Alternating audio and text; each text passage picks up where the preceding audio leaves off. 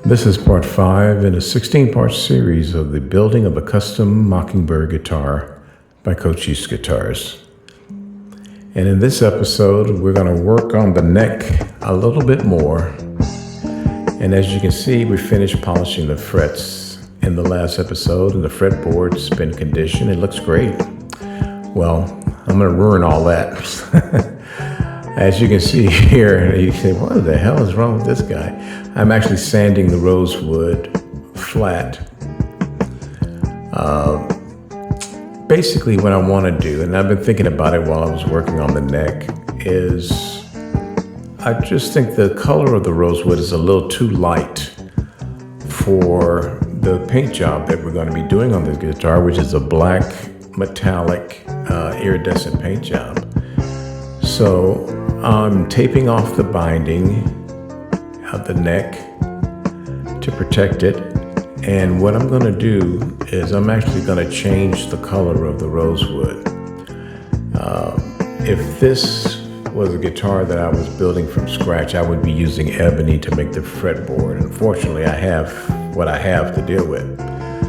But that's an old luthier trick that I learned years ago, that if you take India ink and you saturate the fretboard with a Q-tip, that's all I'm doing, nothing magical about it.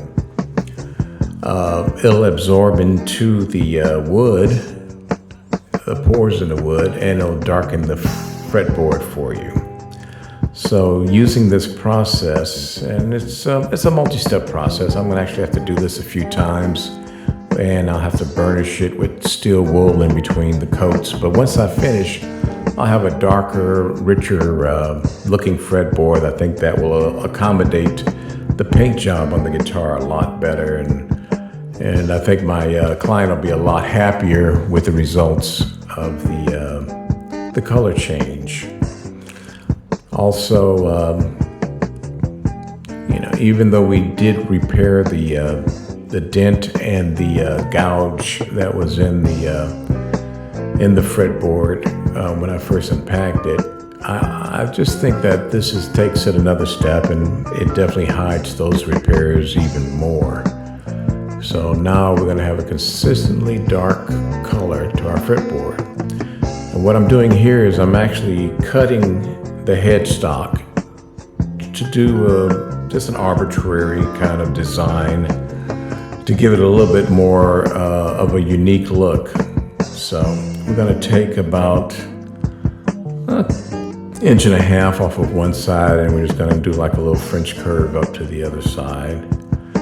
And I'm using a jigsaw to do that with, as you can see. And then I'll take the maple and I'll use a sander to remove the rough edges. And I'm using a 220 grit sandpaper. And of course, I'll be doing some finer sanding later on when we prep the neck and the body for paint. But of course, that's in future episodes. And I hope you stick around, because there's some very interesting techniques we'll be using to bring this guitar to life. And I hope to see you then.